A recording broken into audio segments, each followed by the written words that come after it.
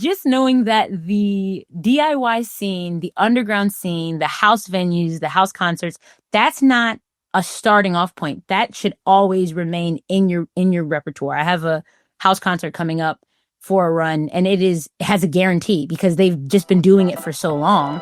And that's one of the larger ticket items on my tour is that house concert.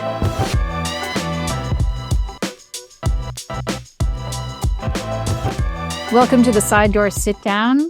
This week we have a fantastic artist with us, Sug Daniels, who has done a number of different things in their career and, just sort of seen all of the different stretches of touring, playing different genres, different kinds of iterations of their musical journey. Sug, please introduce yourself. Please offer your pronouns if you'd like to, and tell us a little bit about where you grew up. Yeah. So hello, everybody. Thank you for joining us today. My name is Sug Daniels. I always say that Sug like sugar because I love to be sweet to you, and I want to encourage you all to be sweet to each other. My pronouns are she, they, and I'm originally from a little state called Delaware. Not a lot going on. A lot more people know about it now ever since, Joe Biden and all that, but not a lot going on. I've been living and based out of Philadelphia, which is kind of right up the road from Delaware for the last probably about 4 years. I'm a singer-songwriter, storyteller, avid gardener, meditation champion, really just trying my best. And I've been working professionally and basically full-time as a musician for the last probably 2.5 years of my life. My main instrument is also the ukulele, which I'd started during the pandemic, and it has opened up so many doors. I kind of was fronting a lot of projects and mostly a singer, but I started playing the ukulele and it just like opened up the whole wide world to me. It was the first and only instrument that I played too. So a little fun tip. I mean, the ukulele is the most versatile instrument, I would say. It is. I agree. I think it gets a bad rep. It gets a bad rep, but it is a very fun, very accessible instrument. Highly recommend. So you marked your career started like 2.5 years ago, but I know that you were into music and doing things before that. So can you tell me a little bit about the early days of when you were like exploring what it felt like to make music? Oh, yeah. So I grew up in a musical family. My mother is a phenomenal singer. She had us all singing in church. So music has always also been very communal, very like community oriented and based for me. When I was a kid, when our family would get together for like Christmas, we always would have talent shows. So I've been performing since I learned how to talk and walk and do all those things. So kind of getting older, I realized in school that I wasn't, too interested in traditional schooling, and I didn't necessarily want to go into debt. So I said, let me try while I'm young and spry to make some music. So I was in a rap group with my cousins that got pretty popular, but the rap industry proved to me I didn't have really the stomach for the rap industry. So I was like, okay, let me try something different. And then probably in my early 20s, I was in a soul funk band called Hoochie Coochie. And we had a great time and got pretty popular around the Northeast. And then when the pandemic hit, I started playing the ukulele, and like I said, it kind of opened up a lot of doors for me, especially when you have the ability to show up and play by yourself. You don't have to coordinate with 4 or 5 other people, and it just makes things a little bit easier. I still play full band. It's really fun, but to be able to just take my instrument and jump on a train and go up to New York or head down to Baltimore or whatever, it has really opened up a lot of doors for me. So just experimenting and never really pigeonholing myself, right? Because I'm going from rap to soul to now I do kind of folky Americana stuff. And, I have a debut album coming out. It's titled I Believe in You. It'll be out September 23rd. And there's all kind of stuff on there. I have here in Philadelphia, a beautiful musical community. So there's mandolin on it, and then there's guitar, and then, bass. And then there's some songs that are kind of like surf rock. And then there are some that are, big band stuff, just whatever feels good to me. I wanted to put on my debut album. And I think it keeps you going, when you don't pigeonhole yourself. Just makes whatever feels good for you in that moment. And I think it's interesting you describe it that way, because I think that what I've seen from you is like your expression in music is like an expression of your identity as well. And sort of as that evolves and you become more comfortable in sort of like who you are and how you want to share that with the world, like that's sort of, does that resonate with you? Is that sort of how things are expressing?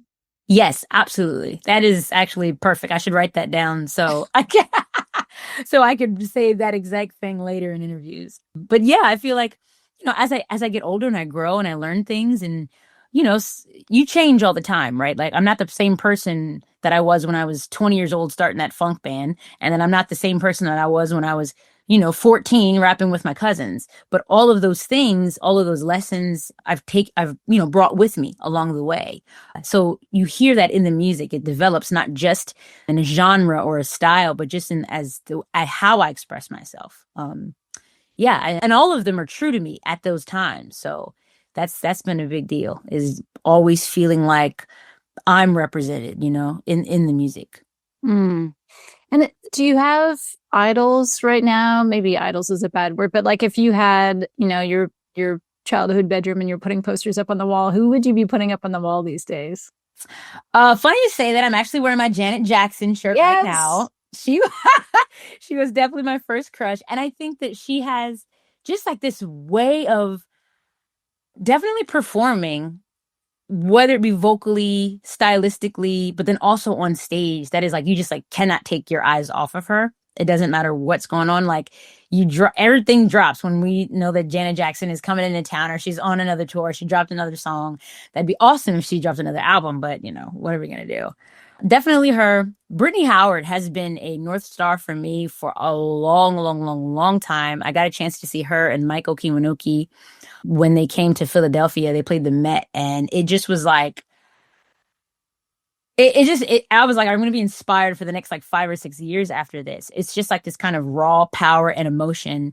And I remember reading an article years ago, and they were in her dressing room asking her if she does any kind of like vocal warm-ups and stuff, and she was like, I don't know, I kind of just like take a shot of whiskey and get to it. And it's not to say like that's what we should be doing, but it's just it's herself. It's just her amplified. Brittany Howard is Brittany Howard on stage and off, but when she gets on stage, she realizes the power that she has as this woman with a stringed instrument playing like one of America's favorite genres, rock and roll. And she uses her platform and her voice to bring attention to things that need to be brought attention to. It's not just look at me, look at me. It's look at us all here in this space and think about what it took for us all to be here and share this space. And that means a lot to me. That really means a lot to me. I love that. I think that is such a good way to, I was reading a little bit about how you felt like you had a bit of imposter syndrome, and maybe that reframe of look at us instead of look at me is helpful. Like how do you manage that when you're going on stage and you want to be yourself? Yeah. So it's a funny thing. Being on stage, I started in high school. I was doing theater because I can't, to this day, I can't read music. So don't let that stop you. Anybody who's listening, if you can't read music, it does not mean that you can't have a career in music. But I was in theater, and theater was fun because it felt like I had an appropriate place to be extroverted and to get attention because it was for the benefit of other people. You're there to like entertain.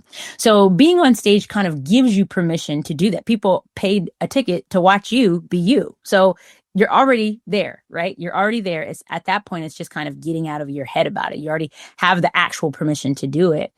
I love to play solo, but I really love to play with my band if I can, if like the budget allows and everybody is free, because then then it is look at us, right? That energy on stage. One of my favorite compliments are, one, I needed to hear that song today. And two, you guys look like you were having so much fun. And when I'm on stage and we're having a good time and we're being silly, it gives the audience permission to do the same thing. And they tend to, when you know how to do that in song banter or in between song banter. And then I realized as I got older, the more that I'm just talking to them like they're my friend, just being my usual silly, tongue in cheek self. That's the best thing that I can do. Cause then they feel like they're a part of it. They feel like it's just me and them, and we're having a conversation and we're chatting and we're hanging out, and that keeps people coming back. Yeah, it creates that connection that they're like, oh, I feel seen. Hmm. And I feel like part of the show, which is Yeah. always a wonderful feeling when you're in the audience. Yes. Yeah. And then it So takes the pressure off you. You don't have to try to be cool. You could just, you know, be you. you're just jamming. Yeah. You just jamming. What about, so, if you feel like it's only been a couple of years since you've been really focusing on this as a career, tell me a little bit about your live shows and like how you build that in, how difficult it's been, Hmm. where you focus on, how do you conserve your energy? Like what does that look like in the last couple of years in terms of like playing live? Yeah, so I'll never forget the day that I was working at a cafe and I had gotten the cafe job just because I needed to get to the city. And, no place, no house wanted to let me live there because I was working in Delaware, and then no job wanted to hire me because I was working in Delaware. So it was like, I was like, okay, anybody who will hire me, I'll just do that. And I was working at the cafe and I'd been in the city for about 2 years finally. And I remember I was riding in on my scooter and my hands were freezing. And, when you work at a cafe, you talk to everybody. So I had a customer come in and she was like, I can't believe you're still here. Like, she followed me online and I was at that point touring around the country and still trying to work at this cafe job. And she was like, one day you're going to come in and you're going to be cold and that's going to be the last day. And she walked out and I texted my boss and I was like, hey, thank you so much for the opportunity. But I think I'm going to go ahead and, I'm going to go ahead and do music full time. But it's really just like trying to figure out what you can manage, right? So I had started you get into the city and you just like find your community, find people that make music, go to shows, talk to people. So then incorporating myself in, and then, I'd already had some friends up here, but then, the local scenes are always, for the most part, want some new blood. They want some more people coming in and bringing their friends to the scene.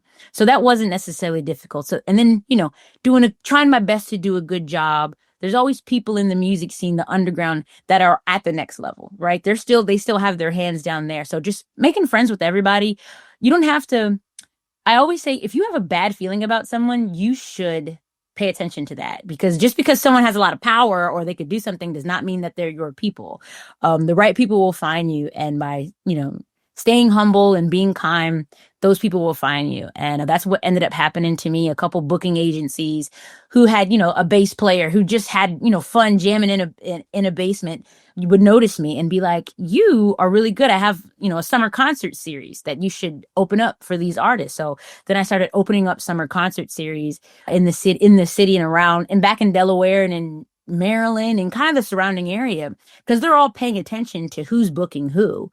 So having exactly what I know booking agents are going to need, having my, if you could put an EPK or even just have on a Google Doc, your bio, all of your links, a live performance video, whether it be solo or full band, just kind of like staying organized really helped me so much. And it's difficult to do, but it's worth taking an hour out of your day, 2 hours, and just kind of getting all of that information together. So when someone reaches out to you, you can respond quickly. And they like that. Booking agents are usually booking a lot of different venues and a lot of different events, and they really want to be responded to quickly. Even if you have to say no, just say no fast. So working in the industry, even on the other side, I worked for a company called Gable Music Ventures, and I helped put together summer concert series. So I knew what people would be looking for. And then incorporating those kind of bigger ticket item shows into my schedule really opened me up. Always having merchandise on hand, even if it's something handmade, that's almost better sometimes, is having some handmade merch at every single show. So it opens up avenues for people to be able to support you. If you don't have stickers and you don't have, CDs, and you don't have, t-shirts, there's nothing that they can tip you. But if you have something for them, a lot of times they'll pay even more than what you're asking for, just because they want you to do that. And I've been doing that the last, several years. I've been a full time, but I've been working on this and the formula and the how to do it forever. Like, it has always been, the goal is like, I just want to make music. That's all I want to do. I don't want to go anywhere and punch in any clock. So I managed most of the bands that I had been performing in. So then when it was just me, it was just my schedule that I needed to figure out. That was like easy. That was easy street. Um, so yeah, I won't say necessarily it's been difficult, but it's mostly not been difficult for me because I really try to mind my P's and my Q's in the industry. So I kind of have a reputation now. And all booking agents know each other, first of all. So even if you don't like one, you can say no, but try not to be rude. Try not to be, just no thank you because they all talk to each other. All the venues talk to each other. It's usually four booking agents for all of the venues in the city anyway. So just making sure you're being courteous, that'll keep you going for a long time. I think that was the question. Listen, you just dropped like a hot tip sandwich. That was good. That was awesome. I'm trying. So helpful. I wonder too, so like, I have a couple questions out of that.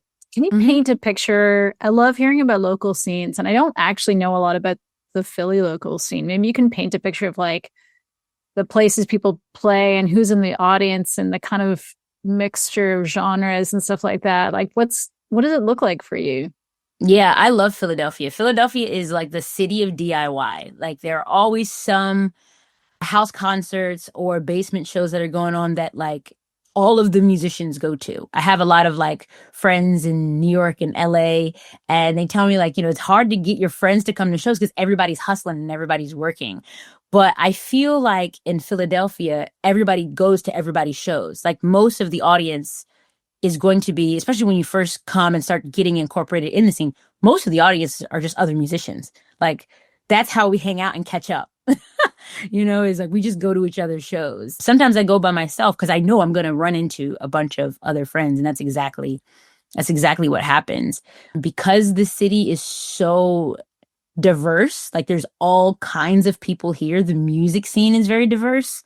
You could go to a show and hear anything from country music to folk to ambient to Americana to rap to spoken word on the same bill and really just feel so fed and entertained. And also like the culture here is just so beautiful. So I love this place. I feel like I didn't realize how much I was going to like Philadelphia when I moved. I was like, I'll just come up and, they had a cool they have a cool radio station, WXPN, which champions, they all, since forever, they've had it's listener supported radio. So they'll do like a local hour.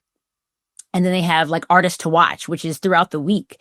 And they've been playing my music since my funk band, Hoochie Coochie. So having that right there, having that resource is also really, really important for a local music scene because you have people on a larger platform that really want you to make it. They want you to, because an art city is a city that's good for the economy. So even just the city champions, they give out grants and you can apply like once every like 2 years, but I've gotten that grant and they've given me money to finish my album and finish, tour and put together music. So location is definitely also really important.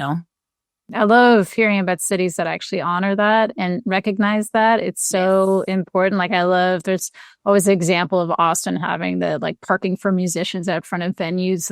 Yeah. Like I think it's a really important thing to recognize the value, as you say, that it brings to each of the cities. So I love to hear about Philadelphia really stepping up in that department. Tell me a little bit about touring. When do you go on tour? Why do you go on tour? What are you looking for when you're going on tour? I know it's hard. So touring, yes. Touring is, I highly recommend touring, 10 out of 10. I think that the idea of what touring does for you needs to be changed. I think that when growing up, I used to always think like you go on tour and you're going to make a lot of money. Like that's the point. But touring really isn't about making a lot of money. It really isn't. What you get a chance to do when you tour is get your music and your image and your personality right in front of people. And the internet is wonderful for connecting you to, the whole wide world, but there will never be anything that can replace a person to person interaction. So touring allows you to open up your circle. I mean, you can put a tour together and just go an hour this way, an hour that way, and an hour that way. And they're all about 2 hours from each other, but you get a chance to go home every night.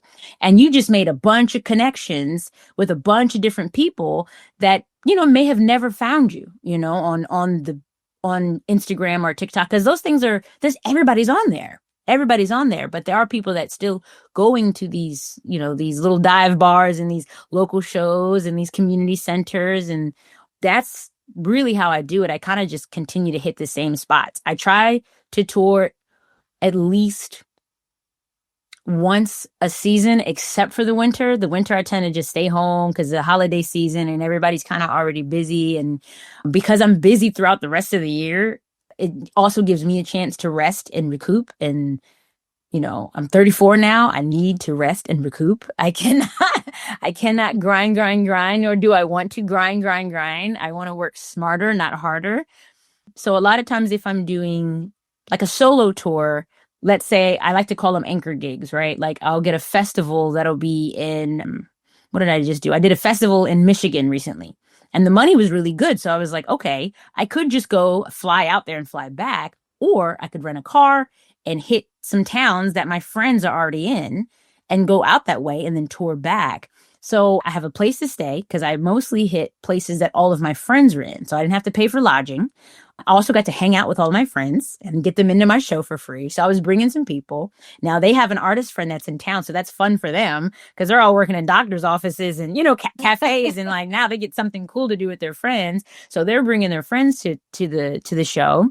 Every single stop, I get a chance to sell some merchandise and make some connections and get people to sign up for my email list and talk about my upcoming album. So now I got all these people on my email list that really enjoyed that little ukulele set. And they really like that little girl playing the ukulele. So they're on the email list and they know. Now they get to pre-save it on Bandcamp, which I recommend. Shout out to Bandcamp. Shout out to Bandcamp. I've already made several $100s. The album's not even out. And some of those are digital pre-saves, which you don't even need to do. So that's just people wanting to fund the project. And once again, if you open up avenues for people to fund you, to support you financially, they will.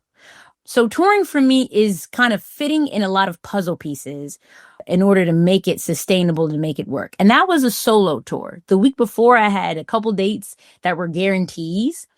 So I did bring a band with me because that's what they requested and they had a guarantee. So I got to do one leg of the tour with my band and then another leg of that tour solo. And it was, fun. I had a great time and I made money, which isn't the goal, but it's nice when you not only get to break even because it is expensive having to rent a car or to, even just the food and the tolls and the gas alone. So yeah, and one of them was an open mic. I think I hit an open mic on like a Tuesday and ended up making $100 on tips and selling merch. So there's just so many creative ways and, do it now as soon as you can, because you're only going to get older. You're only going to have more responsibility. Bills are only going to get higher, So it's an adventure, you're like a pirate. I was just having this conversation, just heading out with some friends. We went up to Connecticut and came back, and it was like being in a band is kind of like being a pirate. You're on this ship and you don't know what's going to happen when you get to this strange new land, but you get there and you have the best time you can. And then you get back on your ship and you're off again in the night. So I highly recommend it because some of the best and craziest times I've had were with my band on the road, Yeah, I love that. I love that analogy of being a pirate. That's so sweet. You said something at the beginning there that I've heard before, and it's so recommended, of doing a tour where you can sleep in your own bed at night. Just like the idea of being the hub of the wheel, like so that you can go through all the different spokes in the wheel to all the different directions. And it's so true. Like, I mean, the cost for people to even drive into the city and get a babysitter and find parking and all that stuff. Like, if they can go down the street to a venue that's in a suburb or a rural location, like, go to them. And oftentimes those places don't see enough live music. And so they're craving it. So you get to see the star of the week sometimes, Yes. Those are some of my favorites, are the small towns, because they're usually like record shops or community centers. And those people they're so excited. They're way more excited than, honestly, some of the venues that you hit, some of the larger, like, big name venues. They're kind of like, they're used to it. They're used to people coming through, and it's, but when you can get a nice sized venue that's like community based, My favorites are always all ages shows. I love all ages shows because then the kids get to come too. And then when you can make a connection with a kid, whoo, they're gonna love you forever. You get down and you talk to them, they'll never forget you. Oh, please give me some faith of the younger generation going to live shows because Yeah. I see it a little bit in our city, like a couple of the bands. I was like, because there was a while there, I'm like, wait, is everybody just going to DJ shows? Like, tell me about the young audiences that you're interacting with. Yeah. So a lot of times I feel like, especially the folk Americana scene, those tend to be a lot of like all ages shows, and people will bring their kids. Mm. And I just did the CT Folk Festival in New Haven, Connecticut. And yeah, all the kids are there. They're super excited. They get to hang out, and they get to dance, they get to run around and go crazy. And especially for me, I'm a woman, but I'm also short. I'm little. So I think sometimes kids are like, is that a kid or an adult? And then I'm playing a ukulele. And then the music itself just presents as so much fun. It's very dancey. Like the subjects I cover are very like vulnerable, but I've been able to do it in a way where we always switch it back to hope and like, making connections with kids is one of my favorite things to do. If they're giving you any kind of attention, I think it's, you don't have to, but I think it's valuable. I think it's very, very valuable. Not even for your music, but just to keep the music community involved in the music community, right? Like we hear about these kids that go to there's the Philadelphia Folk Festival, which is like one of the oldest folk festivals in America. And I know people that were like don't remember not going. Their parents went, and when they were born, they took them. Even before the big kid headphones that you see, they're getting their ears blasted out by somebody, yes. by some Bob Dylan, But all those people love music. They went out into their life, and whether they played music just as a passion or as something to do, those are the biggest music fans. Those are the people that are going to shows. So if you give those kids a reason, you make that connection with them, that's going to keep the music industry going. I wonder, it strikes me that you probably spend your time very wisely when you're touring. Like, what else are you doing on the road other than playing gigs? Like, what fills up your days? Meditation. I love to meditate. I always do a meditation, like probably before I get on the road, and if I can before the set. Museums, love a good museum, and nature. I'm always trying to find like where are we hiking, because I'm spending hours in the car. Like even if I am doing like, that show that I went to Michigan, that festival, I was in the car for usually like 3 to 4 hours every day. So I would purposely get there early so I could do a hike. You would think like, oh, you're retired after that, but it's not. It's really invigorating, and I get all that fresh air, and then now I'm ready. I'm like ready to rock and roll, and I get myself all limbered up. And then after that, usually I'll see friends. If I have a friend in the area, I'll usually wait, but I kind of like to keep my mind clear and just like commune with nature and see what's going on around me. I love that. It's really important. It sounds like you do a really good job of like anchoring yourself in the place before you're hitting the stage. You're really grounded. Yeah. On that stage. Yeah, I try. Yeah. I remember reading for that South by Southwest that we met up. I read a bunch of like Brandy Carlisle's book. I almost finished it on the plane ride. It was really good. And her grounding thing was she would go fishing when she was on tour. She would find like the local fishing hole and she would go fishing, and that would just kind of like reset her. That's what she used to do as a kid and what she liked and enjoyed. And I usually don't have the room for a whole fishing rig, but I think anything that you can do, that makes you feel centered and grounded. It's like when you have a basement show, or you're going down the street, or you're playing a house concert, you don't really need a lot of prep because you're already in your own element. But there's so many things that could shake you or go wrong, sitting in traffic, or the weather's bad, or there's just so many things. So to have a routine for yourself when you're on tour is going to keep you going. I kind of stopped drinking. When I was younger, I used to drink on tour. And, I love a nice little glass of Merlot now, when I'm home and I'm relaxing. But I kind of stopped drinking on tour because you need to be alert. You're away from home. You're away from your friends and your family. So I started taking my running shoes. I would take my running shoes in like a workout outfit, and I would go on a run sometimes. Or if I was staying at a hotel, I would get in the gym and stuff. And that would kind of keep me going. But establishing a routine is, I think, key. Yeah, just taking care of yourself. And yeah, I think it's so key. I mean, all the smart touring artists that I talk to are expressing the same thing. And it's not even like trying to be like some health guru. It's like Yeah. necessity. It's like Yes. your body is your instrument, so you really just Yes. take care of it. That's 100. Your body is your instrument. That's it. That's really it. So, you know, it sounds like you're thriving. I'm so excited about your new album. I want to talk a little bit about, you know, your view on the larger scene, the independent music scene and the live touring scene. And, you know, there's all these outside forces at play here. A lot of our venues are getting eaten up. There's a lot of folks who can't afford to go to shows these days because of the cost of living, all that sort of thing. Can you tell me what in your view are some of the threats that you're seeing to the indie music scene that are really, you know, something that you're concerned about? Yeah, so the first one would definitely be streaming. I think streaming has completely made us forget what music is really for, and it's really to connect. I think we've been so caught up on how many streams do you have on Spotify, and like how, you know, what playlist can you, you know, try to get into to like blast you all around. But like, you know, as someone who's seen like, you know, an artist have a bunch of hits on Spotify and then come to Philadelphia and play Milk Boy and nobody show up. That's not the point. The point really is that human connection. And with stuff like Spotify straight up telling us like, we're going to take your music and we're going to train our AI robots, and, you know, Timberland doing the same thing. He's got a whole record label now that's just all AI musicians. We really have to take a stand for ourselves and for our art, because that's not what it's supposed to be used for. I think AI has a lot of phenomenal uses, but creating art and music that is meant to connect human to human is not one of them. So being vigilant about where you put your music and how you like to distribute it, I think is one of the biggest things. Because I see a lot now, people just straight taking their music off of Spotify, and I love that. Because if the civil rights movement has taught us anything, it's that boycotting is a very efficient way to get your point across to the powers at be.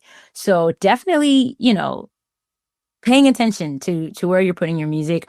We talked a little bit earlier about Bandcamp, and I already told you, you know, I've already made a couple $100s just off of pre-sales, and that's before my music has even come out, and it's not coming out until September 23rd, and today's the 8th, I think, or the 9th, I can't remember. So I still have a long time to go ahead and keep pushing that, and I got my email list, and it really allows you to create some kind of, you know, income for yourself. People really want to support you. It's not the algorithm. It's really that human connection. And the same thing goes with venues. You know, the cost of living is going up, the cost of alcohol, the cost of food, everything is going up. So venues are tending to take more on the door now.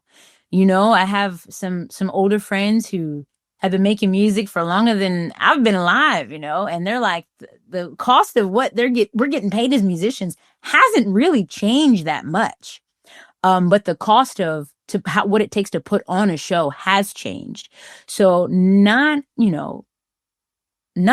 playing DIY venues, house concerts, open mics. Like I said, I made $100 on that one open mic on that tour just because I showed up. I played 3 songs. And they didn't even know I was coming, but I just let them know I'm on tour. They were excited to see it because a lot of them were kind of just cutting their teeth. It was like 2 people's first time ever performing, and to be able, and then they look me up and they're like, "Oh my God, you're like really doing the thing." So they were excited to get a chance to connect. Human connection really is going to be, I feel like, in the next several years, especially living here in America and just watching how crazy everything is getting. People really want to feel like they're a part of something. And community is no longer just a word that we say. You really have to be active. So you also continue to go to shows whenever you get the chance, whenever you have the funds. You know, I see a lot of no one turned away for lack of funds. I had to ask my young friend, you would see the acronym. It was like, it looks like not a floof. And I was like, what does that mean? Am I tripping? And they're like they're in their like late 20s. I'm in my like, you know, mid 30s. So they were like, oh, no one turned away for lack of funds. But I like that. I really love that, because the point is to get them there, because when they do have the funds, they are going to remember, you know, and they're going to want to support you. You know, those connections are way more important than, you know, any kind of algorithm or filling a 100 seats. You can't fill 100 seats right away. And in Philly, depending on if the Eagles are playing, I can't fill 100 seats in the city. And they love me here. So just knowing that the DIY scene, the underground scene, the house venues, the house concerts, that's not a starting off point. That should always remain in your repertoire. I have a house concert coming up for a run, and it has a guarantee because they've just been doing it for so long. And that's one of the larger ticket items on my tour, is that house concert. So just don't get blinded by the capitalism. Don't get blinded by the big venue, because that can almost be more stressful a lot of times than just showing up to a house concert or a DIY venue where there's a built-in audience. And they're going to want to sign up for your email list because they love what you do. You don't have to change who you are. Just find who already likes what you do and who you are. That's great. Maybe that's a great transition just to ask you a final question here about, I feel like it is difficult for artists to keep going and to keep supporting themselves, and they're taking extra jobs, and which I think is always a smart idea. If you can't burn out, you can't run out of money for rent or whatever. But what is something maybe that you can offer to help people keep the faith in themselves that this is worthwhile? Yeah. That one is tricky because I think it changes all the time, and it really changes for everybody. But I always put why do I do this? And for me, it's always been, I'm a Scorpio. I'm very introverted. You're Scorpio too? Maybe we talked about this, but I'm naturally introverted, but I love deep connection. So music allows me to do that immediately. Like, I don't have to, we don't even have, when they get to the merch table and they want to talk about something deep immediately. And that is definitely my forte. So it just, that aspect in itself keeps me going. The profession, my ability to also maintain a professional and full-time career a lot of times just comes with like seeking opportunities that make sense for me and finding your people. Like, where are the people who already like what you do? Because then you're not shouting into a void. You're shouting at or to 100 people who are like super duper interested. I had a friend, we were, riding back from that Connecticut show, and he says, I would rather make a song that 10 people think is really freaking weird, but 2 people are obsessed with, than a song that 12 people don't care at all about. Yes. So continue to make what feels good for you, and just finding where those people are. Find your community, and that's what's gonna keep you going. Absolutely. And don't be ashamed to get a little day job, because listen, the wintertime is coming, and I'm probably going to get a little day job, but that doesn't mean that I'm not a musician or artist. That, my identity isn't necessarily tied in that to begin with. It's really more about the connection than anything. It's my way to connect. But I'm going to eat. You got to eat. Absolutely. Absolutely. No, I think the shame of that has to be eradicated, because it's too expensive right now. It's too expensive. The way this economy is, listen, I'm back in school right now. Yeah. And there's no shame in it. After doing it for the last several years, I'm like, okay, that was fun, but I think I'm going to go ahead and get a little job, because I'm definitely able to sustain myself. But just with how everything is going, it'd be nice to have a little extra income in case I have to leave, in case I'm going to be a neighbor and go to Canada soon, because, things are getting crazy, and I'm queer, I'm a woman, I'm Black. Sometimes it can feel a little unsafe here in this country. So in order to take care of myself, I might need to take on an extra job, but it really doesn't make any sense.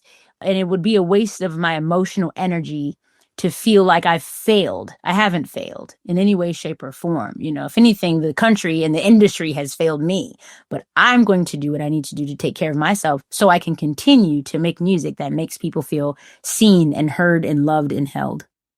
You do that so well, Sug. I'm so happy to speak with you today.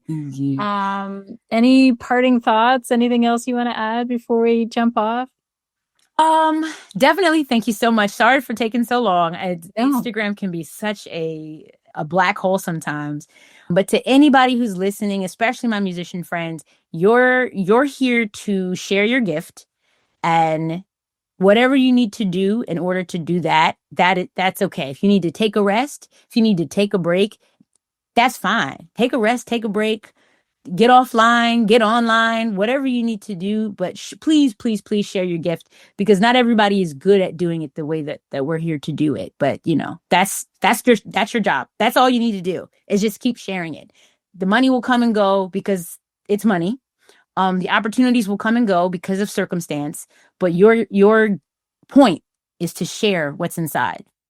I love that. I feel like I want everybody to have a little pocket Shug like tarot card or something like that that you can pull out like anytime you need it. Just here's a little something for Shug. I like that idea. I do like that idea. A little merch item. Yeah. Take a little piece of my wisdom with you as you go. Well, you can always follow me online. I do like Yes. to pump a lot of positivity into my Instagram and into my Facebook and my TikTok, because I love to encourage people, because I need it. Sometimes I post stuff that I need to hear. So it's just getting a chance to share it. So you can find me online at Sug Daniels. That's SUGDANIELS. And then online, anywhere.